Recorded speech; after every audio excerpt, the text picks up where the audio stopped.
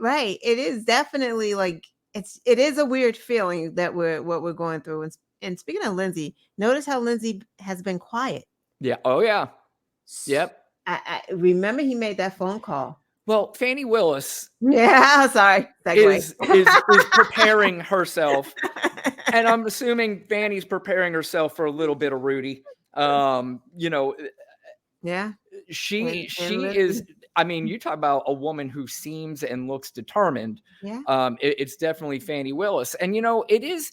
You could call it a witch hunt all you want, but at the end of the day, you know, you do dumb shit, you're going down for it, Right. period. I mean, they're not going after Donald Trump because they don't like him. And this other thing, this idea that drives me insane all the time is where I hear people go, Donald Trump may be going to prison unless he cuts a deal with Jack Smith. I'm like, what the fuck? What are you talking about? What deal do you think he can cut with Jack Smith? Is the deal that you think that we're scared that he's going to run for president, and if he announces that he won't run, we'll let him off? I want him to be the nominee. Yeah. I don't even think there would be a deal for him. But these crimes are really serious. Like, think about that shit. He wanted Pence dead. Like, think about that. Yeah. He wanted lawmakers dead. He didn't care. He sat around for 177 minutes chilling? Yeah. Watching it unfold while people begged. Yeah. He didn't care if they died or not. People did die. Ashley Babbitt, who they're like making a martyr, died because she drunk the Kool-Aid. Like, it's so funny is that they somehow blame the left for Ashley Babbitt's death. Ashley Babbitt is dead because she was misled by a lifelong con man, period. End of story. That's the reason why she is dead. And she, you know, it's that, you know, fuck around and find out kind of thing. I mean, and this other, oh my God, when they try to compare it and saying she was an unarmed person and she was shot is one of the most ridiculous and disgusting things. Now, Lana, I don't, ask me if, or tell me if I'm wrong here.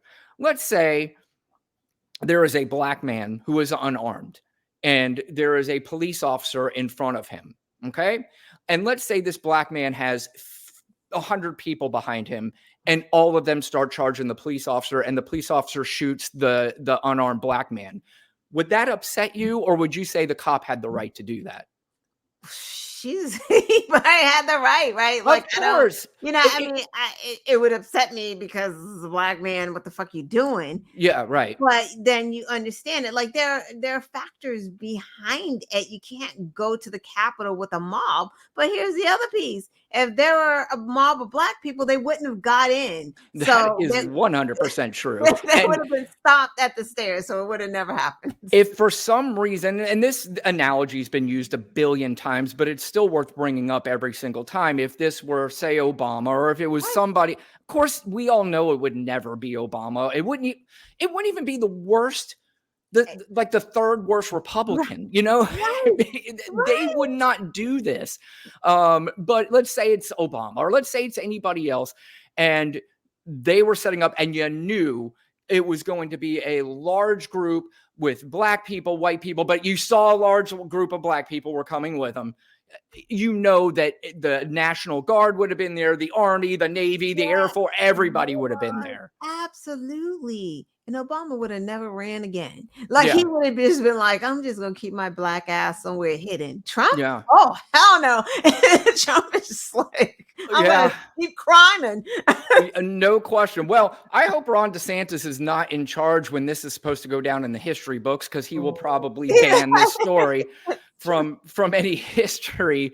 But yeah, so it's possible. I mean, I've looked a little bit. I haven't seen everything. Do you think we're going to see another indictment this week, or is she going to let it settle a little bit? So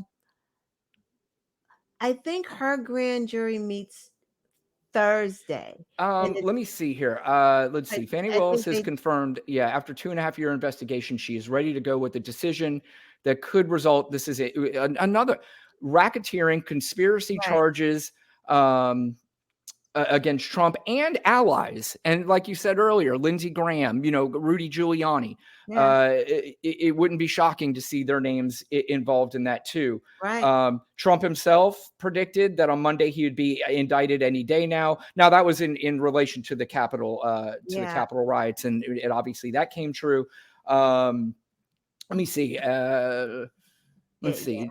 Figures show that Trump is she may not, because he's being arraigned Thursday, and he's got to go to DC. So I know she's not going on. Sorry to interrupt you. On the timeline of Jack Smith, but I know that her grand jury's meeting Thursday. But I also know that they just subpoenaed someone else, right? That reporter, Chidi, whatever. Correct. Yeah.